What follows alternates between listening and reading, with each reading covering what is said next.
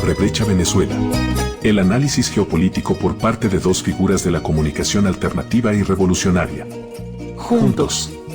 Geraldina Colotti y Carlos Aznares. Abriendo brecha desde la revolución bolivariana hacia los pueblos del mundo. Una producción de Eduardo Medina Guevara. Porque informar es formar. Abre Brecha Venezuela. Gallina vieja esta gente. Ni pone ni deja la culequera. Bueno, queridos oyentes y querida oyente, estamos de vuelta, Carlos Aznares y yo, por este nuevo capítulo de Abre Brecha Venezuela. Venezuela como paradigma, la resistencia de los pueblos y podemos decir el análisis de la dialéctica de la derrota, que como nos aprenden lo clásico del marxismo, no es una aceptación de la derrota, sino es considerar que, como ya nos decía Marx en el 18 Brumayo, las revoluciones siempre vuelven al origen, pero nunca es la misma origen, porque aprende de sí misma. Evidentemente pone el dedo sobre el problema que ha habido debilidades y que estas debilidades para reconstruirse se tiene que considerar en un nuevo capítulo, en una nueva fase y hacer como tantas veces hizo la revolución bolivariana, como la ave fénix, volver desde lo peor de los ataques en todos estos años. Ha habido muchísimo, siempre con mucha creatividad, porque otra cosa que tienen los pueblos es la creatividad. Si nosotros vemos también el desarrollo de la guerra cognitiva, que como sabemos es un aspecto de la guerra de cuarta y quinta generación, la OTAN no hace que modernizar el mismo esquema, porque el imperialismo no tiene fantasía, solo tiene herramienta. Y nosotros tenemos que recordar la palabra de Fanon, cuando hasta contestando en su momento el análisis de Engels a propósito del desarrollo de la fuerza productiva y del hecho que se tiene siempre que relacionarse con el desarrollo de la fuerza productiva con respecto al enemigo. Bueno, él decía que no tenemos que ser mecanicistas, y que los pueblos siempre ponen desorden en el falso orden imperialista. Él hablaba en su momento de la guerrilla, ¿no? De la guerrilla, y lo más importante que digo en su momento, sea, por supuesto, su polémica fuerte con el Partido Comunista de aquel entonces, que como sabemos no respaldaba en nombre de un nacionalismo marxista, pacifista y todo eso, no respaldaba para nada la lucha heroica del pueblo argelino, que en aquel momento nos recuerda muchísimo lo que es la lucha heroica del pueblo palestino. Él decía que la esperanza, imagínense, no estaba ni siquiera en lo proletario argelino que combatía el imperialismo, sino en lo campesino, en la gente que estaba alrededor de la ciudad, es decir, lo condenado de la tierra, con lo cual efectivamente después analizó este tema y respaldó, sabiendo con conciencia que no podía construir el hombre, la mujer nuevo siendo psiquiatra, no, sin considerar la tremenda asimetría también de herramienta que hay entre el proletariado, lo pobre, los pueblos del mundo, el imperialismo, que por supuesto no puede competir porque no tiene la misma potencia. Esto lo hemos visto con el descarado secuestro criminal del presidente Maduro y de la primera combatiente Cilia Flores. No, ha habido lucha heroica, pero con una disproporción de herramienta increíble. No se puede ponerse en el mismo plan. Se tiene que inventar. Y igualmente por la comunicación antagonista, alternativa, nosotros no tenemos la herramienta que tienen los grandes medios de comunicación, que son que no informa, desinforman, hace mentira y hace la apología de la mentira. Nosotros tenemos, pero, nuestra fantasía. Y a este propósito, después vamos a retomar el tema, pero antes quiero que discutimos de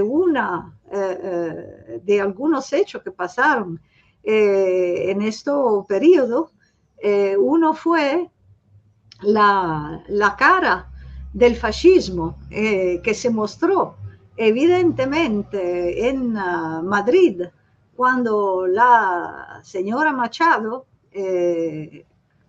fue a hacer una gran, entre comillas, participación de calle con el partido Vox, partido xenófobo, con la cual ella había firmado, no olvidámoslo, en 2020, junto con la que todavía no era primera ministra de Italia, que ahorita lo es, la Carta de Madrid, que era bajo la protección de todo lo más derechista, de extrema derecha, los nazifascistas y los nazisionistas que había organizado el primer gobierno de Donald Trump. Ahí la señora, que es una fanática de Netanyahu, bueno, firmó esta Carta de Madrid y ahorita estaba con su compinche gritando junto con un supuesto cantante a la presidenta encargada, Delcy Rodríguez, que es afrodescendiente: fuera, mona, fuera. La misma cosa que le gritaban al comandante Chávez: fuera, mono, fuera. Entonces ya se ve la cara de los demócratas y sobre todo se ve la cara como se le vio. Quiero que de eso podemos hablar vergonzosamente a Lacayo con la motosierra, que es la misma receta que quiere imponer a los pueblos también de Europa. ¿Cómo lo viste tú, Carlos? Bueno, sí, son dos acontecimientos que tienen un punto de unión, ¿verdad? Tanto lo que pasó en Madrid, que como bien dijo Madeleine García, la periodista venezolana, cuando insultan a Delcy Rodríguez por mona, nos están insultando a todos porque gran parte de la población venezolana es mestiza. Acá le dicen marrones, pero realmente muestran totalmente lo que son, tanto Isabel Ayuso, que es la parte española del asunto, y también, obviamente, la Machado, que no pierde ningún tipo de tiempo para siempre sacar a relucir el odio que le tiene a los de abajo, el odio que tiene a quienes no piensan como ella.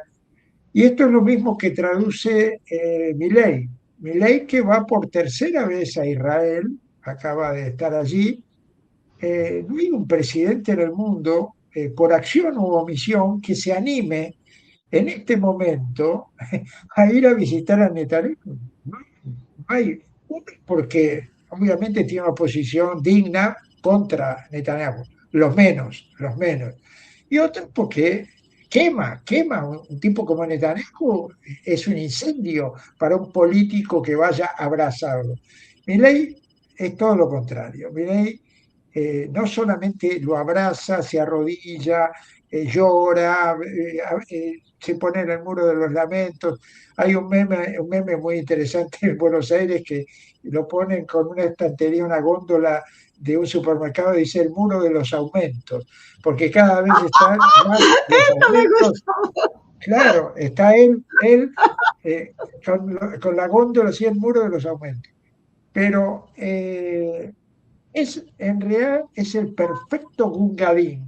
Gungadín es el lacayo, Cipayo, lacayo, que en su momento se arrodilló ante los ingleses. Bueno, la historia para Milei se va a escribir diciendo: este es el hombre que, aparte de ser el más sionista de los sionistas de Latinoamérica, protagonizó escenas ridículas abrazando a un genocida, sin que el genocida tampoco le dé mucha importancia, porque como pasa con todos los lacayos, el besado, el abrazado, el sujeto importante lo mira al otro con desprecio. Pero lo peor de todo esto no es esta escena realmente payasesca, sino lo que firmó Milei en Israel. Porque él pasa por encima del Parlamento, pasa por encima de su propio partido. Él y su hermana deciden en un vuelo en el avión, dicen, bueno, vamos a ir y vamos a firmar tal cosa. Lo deciden sobre la marcha, no avisan a nadie, y las tres cosas que firmó y que son realmente van a tener mucho eco en la Argentina y muchas consecuencias. Una de ellas tiene que ver con la seguridad. O sea, Argentina en este momento, el ejército argentino es uno de los países que más armas le está comprando de Latinoamérica a Israel. Y lo hace con un desparpajo absoluto, con la orden de Milei, que tampoco consultó al Parlamento diciendo hay que comprar armas, ¿dónde? Porque habría otras opiniones, algunos dirían en Francia, otros dirían en Alemania. No, él no consulta a Israel. Por otro lado, firma también un acuerdo que tiene que ver con la persecución de todo lo que significa el antisionismo, que en la Argentina está igualado gracias a un gobierno progresista, también otros que cuando pueden meten la pata totalmente, está igualado el antisemitismo con el antisionismo. Milei carga sobre eso y ahora lo va a convertir en persecución policial, en las redes, en todo aquel que critique a Israel va a ser pasivo de una persecución judicial. Y por otro lado, el tema de insistir como una prueba de amor hacia Netanyahu en trasladar la embajada de Argentina a Jerusalén, que es la jugada que Trump inició en su momento, como diciendo, todo Palestina es Israel. O sea, al trasladar la embajada, y varios países, entre ellos Guatemala y algunos más, se plegaron a esta posición y ahora Milei va a tratar de que esto suceda. En Argentina tiene rechazo eso, ya se lo han planteado, incluso algunos parlamentarios en su momento dijeron que no lo votarían porque es totalmente contra natura hacer eso. Pero, ¿qué más hizo Milei? En un discurso donde le dan el premio, un honoris causa de una asociación sionista de las tantas que hay en Israel, el tipo se da el lujo de decir que hay gente con la que no se puede convivir, dirigiéndose a los árabes. Hay gente que ya hay que pensar que no vamos a poder convivir nunca más, porque ellos quieren matarnos a nosotros y nosotros nos tenemos que defender. Entonces, decirlo con respecto a una colectividad, la colectividad árabe, sirio-libanesa de Argentina, que es muy importante, es realmente una patada en la boca a esa comunidad y Milei lo hace con el desparpajo que hace todo, con el desparpajo de llevar la bandera de Israel en plena campaña electoral, la motosierra en otro momento y ahora esta gran amistad con Netanyahu. Y la otra, que ya la había hecho en Argentina y vuelve a repetirlo allí, no se perdió ni un minuto de decir estamos en guerra contra Irán, Irán hay que acabar con Irán, Irán es una civilización. Sí, dice lo mismo que Trump, hay que acabar con una civilización. Por lo cual, pone a la Argentina realmente en el basurero de la historia este presidente. Va a ser muy difícil levantar esto, porque una derrota de Milei electoral no va a significar que todo lo que hizo Milei y firmó Milei se va a caer de un día para el otro. Primero porque no va a haber fortaleza para hacerlo, que esto también hay que tenerlo en cuenta. Los progresistas que pudieran venir en la Argentina son tan temerosos que ante la posibilidad de tener que dar vuelta a esto y anularlo, van a decir, bueno, esto no es tan importante y van a seguir con otra cosa. Ya lo hemos vivido esto. Macri hizo todo lo posible para endeudar a Argentina, vino Alberto Fernández y no anuló ni siquiera los temas más álgidos para el peronismo, más provocativos hacia el peronismo, no lo hizo. Es decir, cabe pensar que todas estas leyes, decretos de urgencia que ha firmado Milei, no se van a caer tan fácilmente. Pero lo grave es que nos instala en un espacio y en un escenario que muchos argentinos no estamos de acuerdo. Él habla en nombre de todos, no habla en nombre de una tendencia de un partido. Él nos engloba a nosotros, a los ciudadanos del país, en el apoyo a un genocidio, a un dictador mundial como es Trump, y sobre todo a un dúo que no deja de matar y que mata por matar.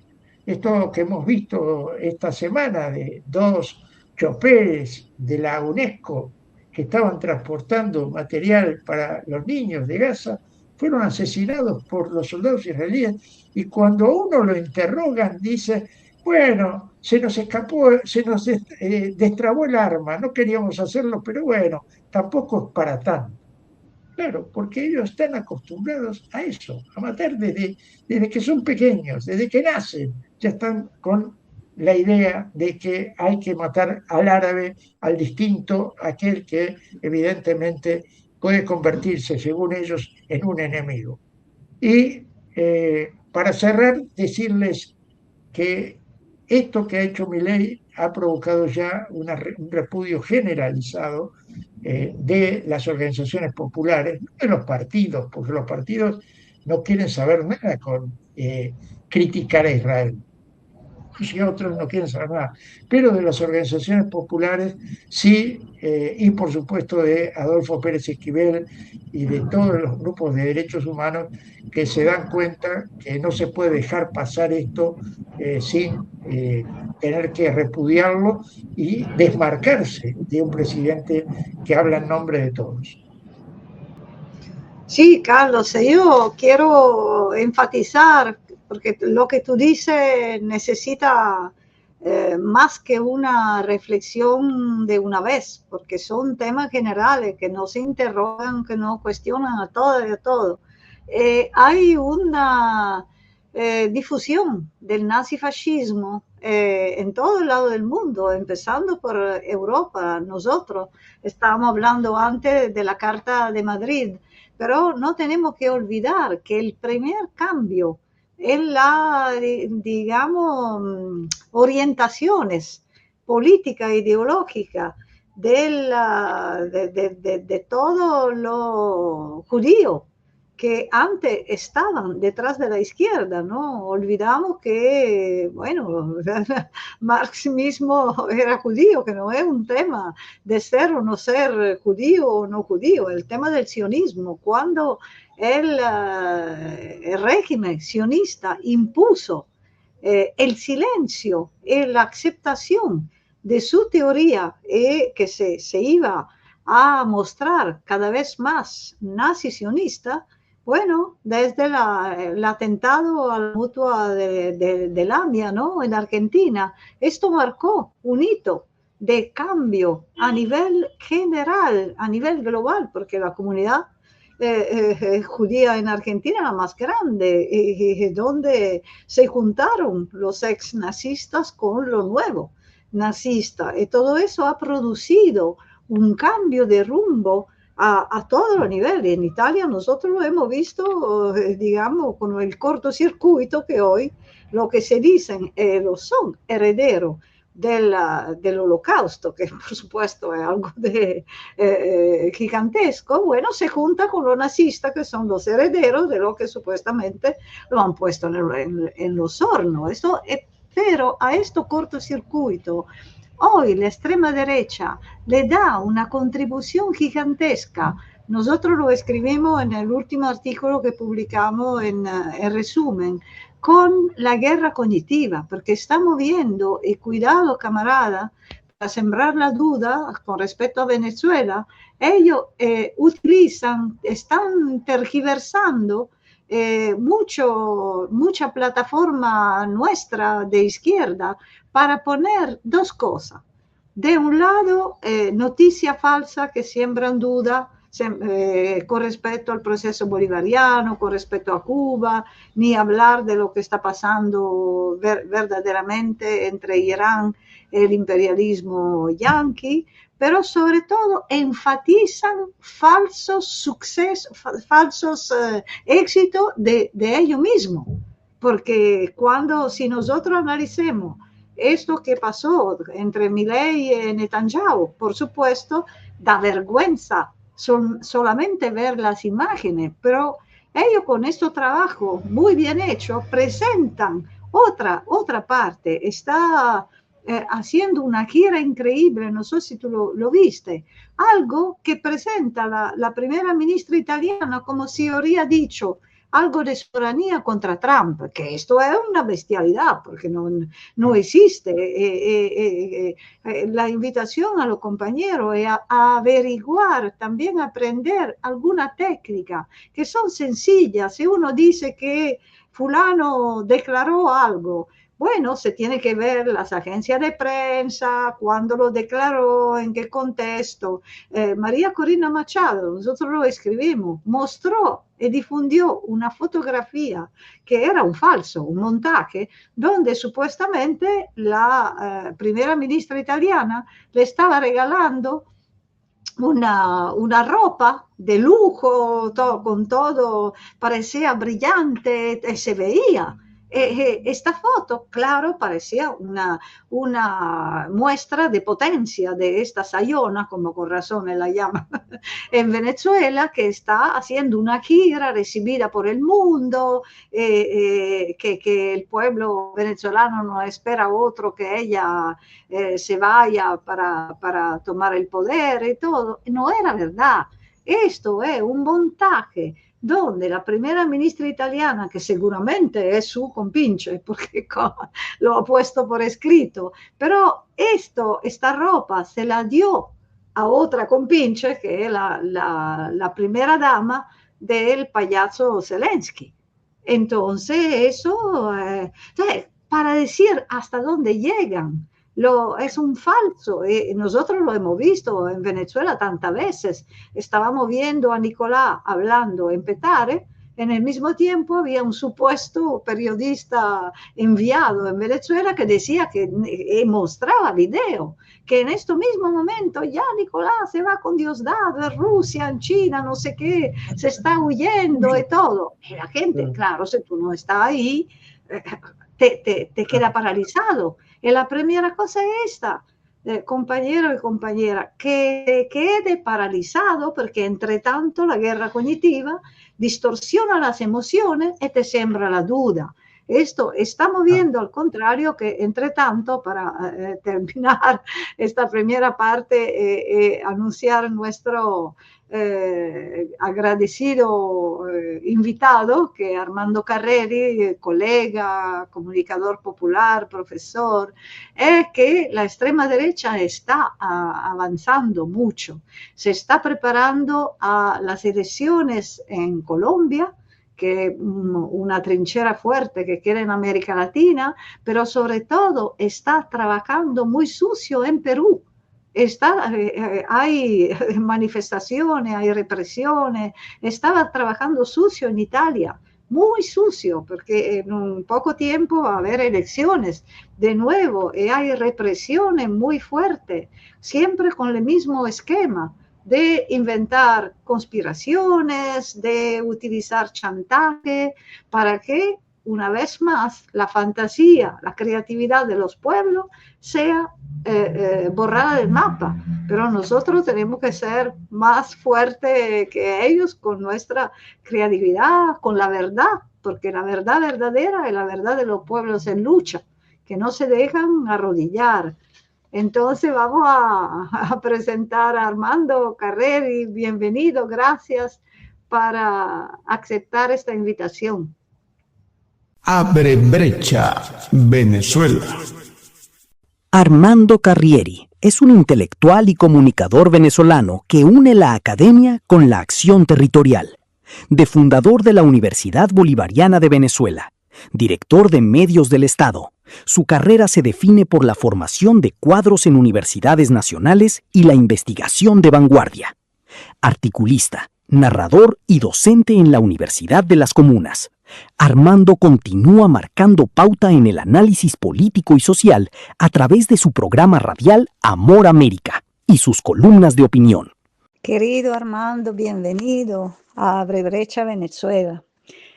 Estuvimos asistiendo el 3 de enero a un secuestro como acto brutal de agresión a la República Bolivariana de Venezuela, que ha, por el momento, por ahora, perdido su presidente legítimo y la primera combatiente, Cilia Flores.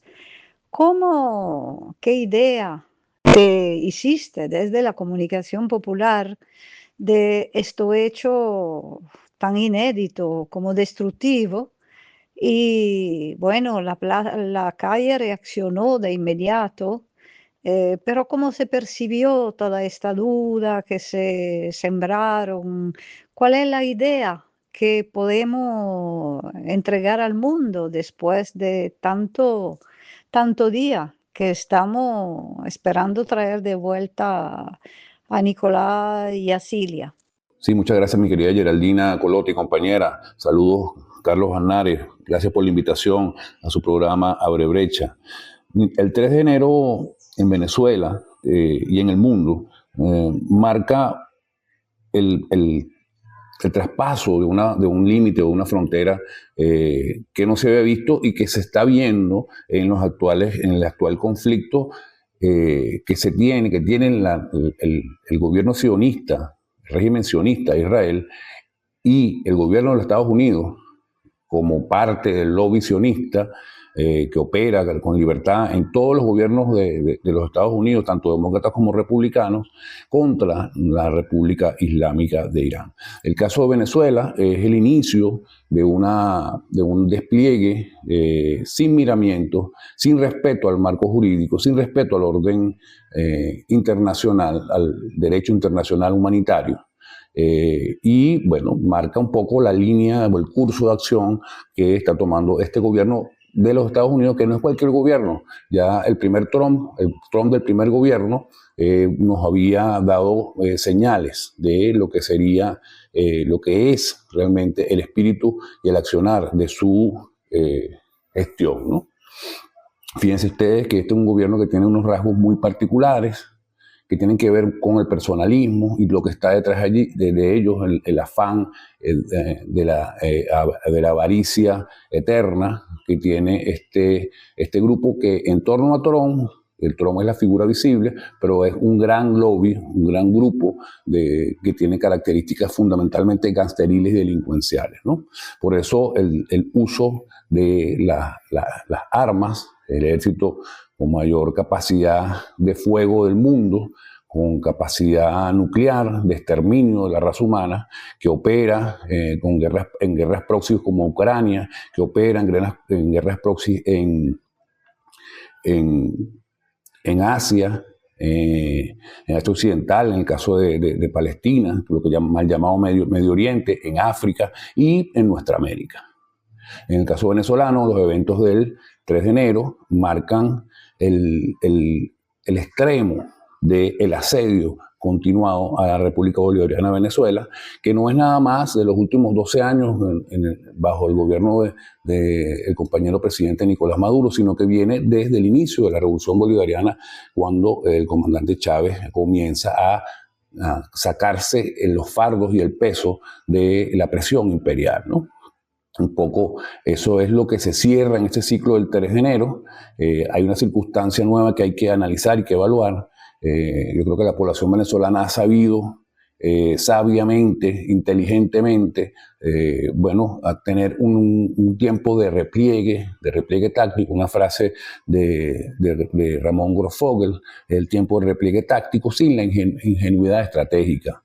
En ese tiempo nos encontramos ahorita y nuestro país, luego del secuestro de la máxima figura de dirección de nuestro país y del gobierno, el comandante presidente Nicolás Maduro y la diputada y primera dama Cilia Flores de Maduro, se marca un nuevo estado de cosas que hay que ir como desgranando, analizando.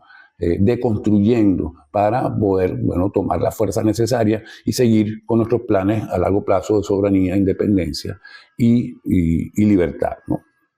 ¿Y qué pasó ese día? Bueno, primero se echa al traste a los pocos días las acusaciones de narcotráfico que pesaban en el imaginario y la narrativa internacional, en esos cajas de resonancia que son los medios de comunicación y las redes sociales.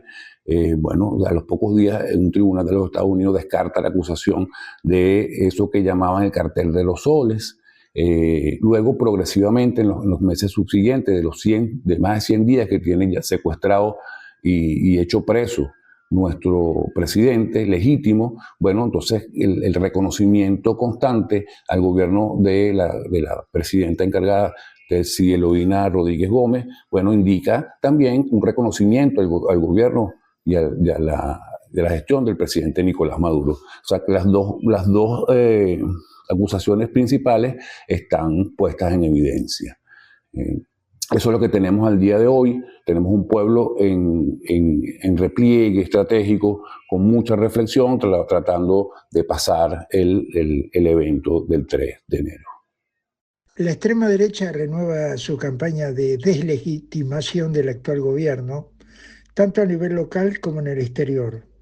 El reciente acto de Madrid, con expresiones racistas y de todo tipo de violencia verbal, hablan de un sector opositor que no coincide para nada con la idea del gobierno de reconciliación y paz.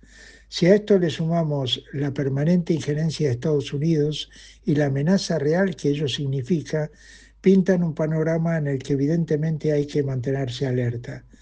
¿Crees que ambos factores pueden anular o por lo menos entorpecer la idea del gobierno de seguir apelando a la diplomacia para resolver una situación que el 3 de enero se manifestó con bombardeos, un centenar de asesinados y el secuestro del presidente Maduro y su compañera Cilia Flores?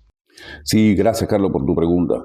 Fíjate, esos eventos indican un signo, un rasgo recurrente en nuestra oposición. La oposición esta extrema, abyecta, fascista, que ha sabido subsistir a lo largo de estos últimos 26 años de tránsito de la revolución bolivariana. Lo que indica es el mismo accionar. No han cambiado su método, solo a que ahora el estado de cosas, dado el evento del 3 de enero, en el cual, bueno, se agredió al país militarmente y secuestró a la máxima figura, el presidente legítimo Nicolás Maduro, la primera dama Cilia Flores, pues le da una suerte como de aire que no tenían antes de esa fecha, aun y cuando el país se encontraba ante un asedio espantoso que llegó a los límites ya el extremo de secuestrar naves, buques petroleros en alta mar, buques petroleros llenos de petróleo venezolano en alta mar, y como cual piratas o corsarios, bueno, tomar para sí ese botín y robar literalmente a un Estado-nación. Ciertamente, también hace un rasgo, una característica recurrente, tanto del gobierno del comandante Hugo Chávez como del gobierno de Nicolás Maduro, esa idea de la diplomacia de los pueblos, esa idea de la diplomacia de paz bolivariana, ¿no? Sobre esa base, el presidente Chávez volvió el 13 de abril y perdonó a las personas que horas antes estuvieron a punto de asesinarlo en la isla de La Orchila. En función de la paz ciudadana, el presidente Chávez eligió, llamar a la reconciliación de las partes enfrentadas y, bueno, el país, bueno, se enrumbó y se generó eso que se llamó esa década ganada para Latinoamérica, ¿no? El estado de cosas actual, después de la muerte del comandante Chávez, y luego del decreto Obama, en el caso de Venezuela, que señalaba a Venezuela como una amenaza inusual y extraordinaria para los Estados Unidos, para los intereses de los Estados Unidos, y luego el desarrollo y el despliegue de esas armas de guerra, que son las medidas coercitivas unilaterales a Venezuela, sumado el evento de la pandemia, bueno, produjo un impacto inevitable en nuestra población. Eso está a la vista, está en informes, en estudios, la lesión y el grado de afectación que se hizo a nuestra población a través de esos mecanismos o esos dispositivos de presión económica y de aislamiento, ¿no? ¿Qué es lo que se está buscando con esta nuevo aire de la oposición venezolana concentrada en María Corina Machado, que no es la líder, ya ella fue defenestrada o decapitada por el mismo gobierno de Donald Trump? Y ello no implica que eso sea real, porque eso es otra cosa que hay que decir. Este gobierno de Trump se ha caracterizado por la falacia recurrente y constante para nutrir intereses, ¿no? Cada emisión en la cuenta del presidente de los Estados Unidos, Donald Trump, implica un impacto directo en los índices bursátiles y económicos a nivel planetario, ¿no? Y a eso se juega y ellos están enriqueciéndose. Ese lobby se está enriqueciendo con cada una de esas emisiones, ¿no? En el caso de María Corina, no hay que creerle mucho a que Trump la excluyó porque no están las condiciones dadas.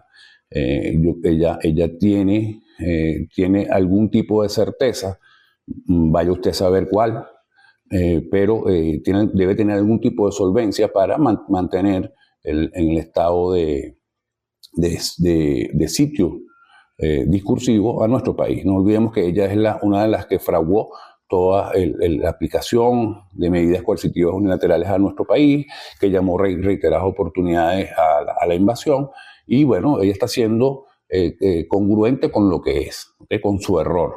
Y eso se manifestó en la reciente reunión o convocatoria en un espacio público en Madrid, en eso que se ha configurado recientemente como ese eje Madrid del fascismo español, de los Estados Unidos en Washington y de Tel Aviv.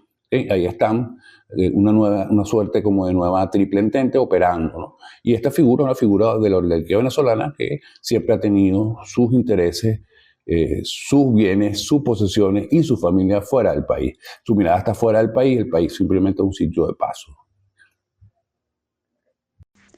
Estuvimos viendo la gran movilización popular en forma de peregrinación.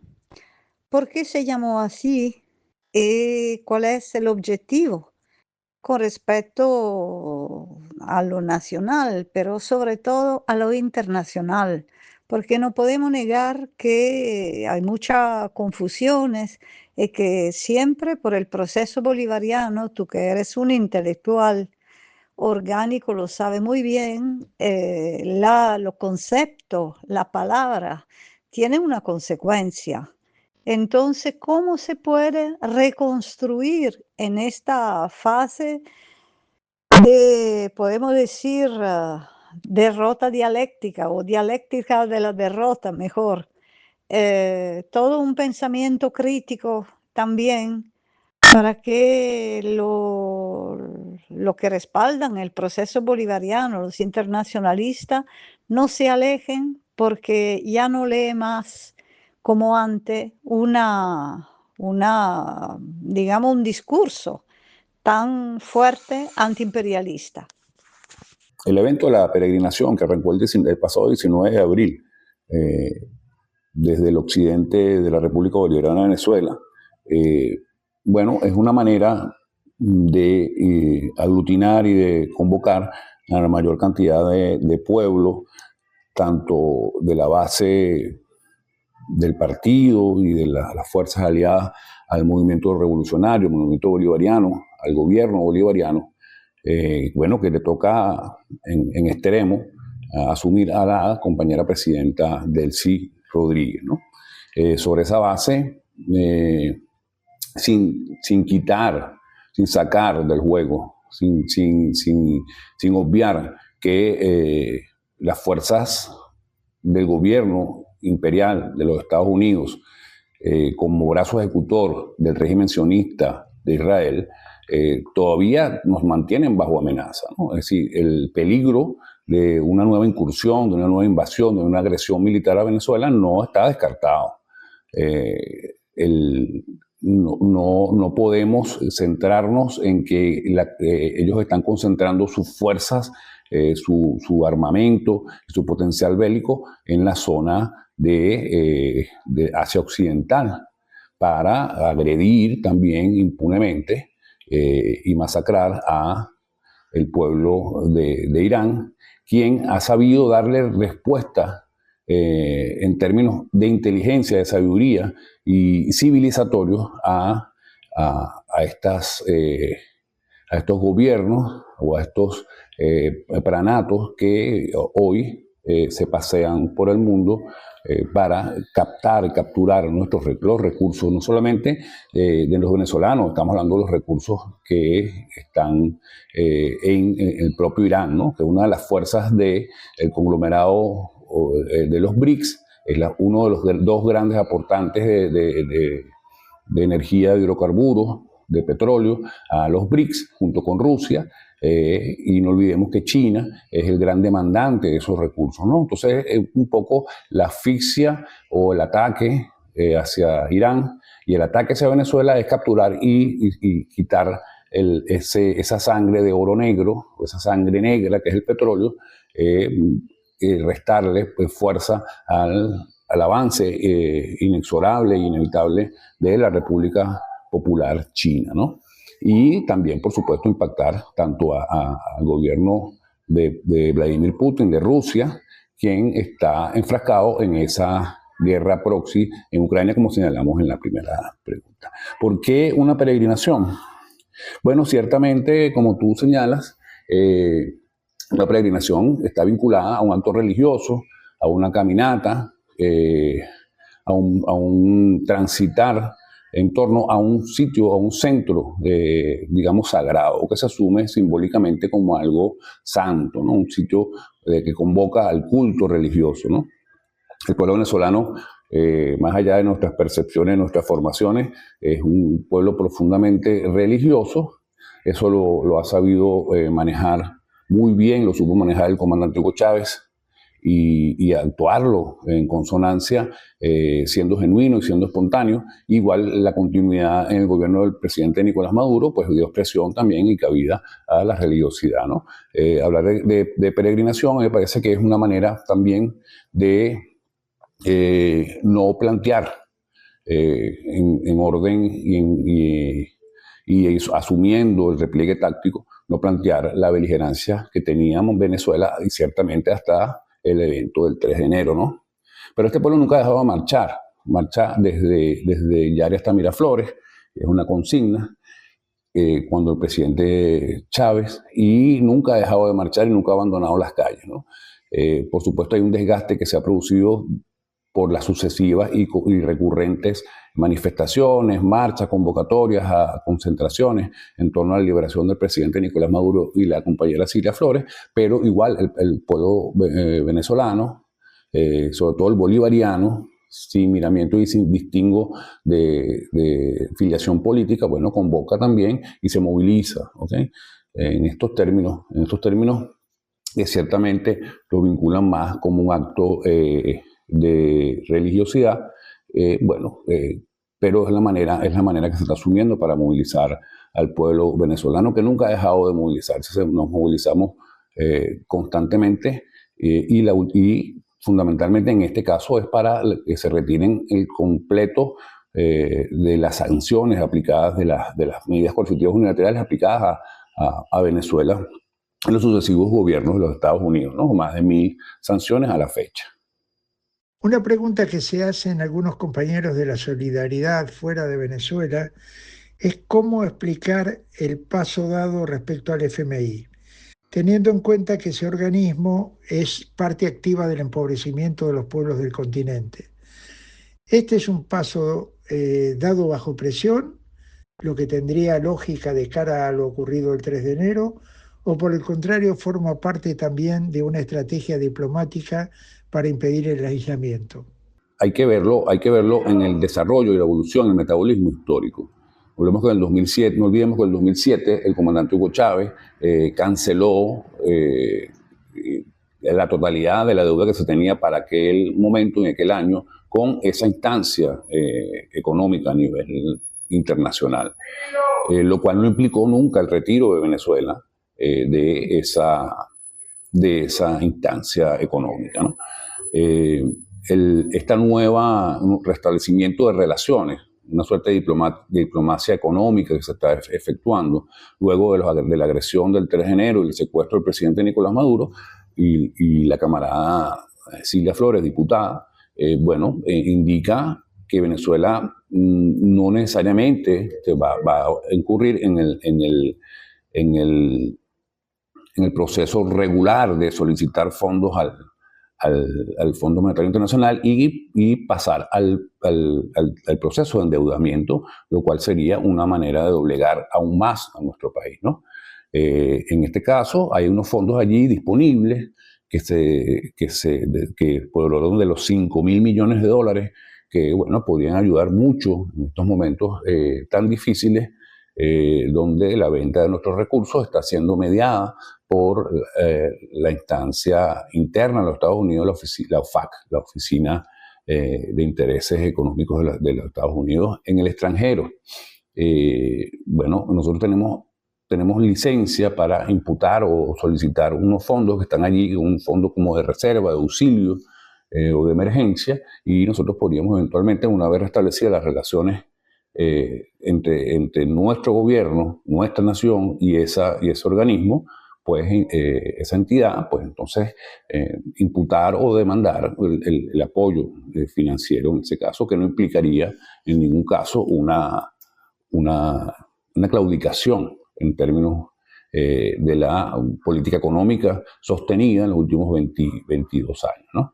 No olvidemos que en la pandemia se intentó imputar esos recursos o demandar esos recursos como manera de auxilio para paliar, para salir al frente al problema de salud a nivel global, en el caso concreto de Venezuela, para compra de vacunas, y eso fue negado sobre la base de que el país, de que no se reconocía al presidente de la República, Nicolás Maduro, sino que se reconocía la figura de ese ente o persona transitoria que era el presidente supuesto de la otra Asamblea Nacional, Juan Guaidó. Sobre esa base se negaron el acceso a esos recursos, pero fíjense ustedes que la contradicción en la que entra el discurso, la discursiva, la retórica de la bestia imperial es que fundamentalmente reconocer el gobierno de Delcy es reconocer el gobierno de Nicolás Maduro y por lo tanto desconocer a toda esta parafernalia o tinglado que se armó en torno a ese gobierno de transición o a esa Asamblea Nacional cuyo presidente es el prófugo de la justicia, Juan Guaidó. Queridas y queridos oyentes, nos despedimos. Hemos terminado este capítulo de Abre Brecha Venezuela, saludando a nuestro productor, Eduardo Medina Guevara, y a Nieve Valdés, la presidenta querida de la Radio del Sur.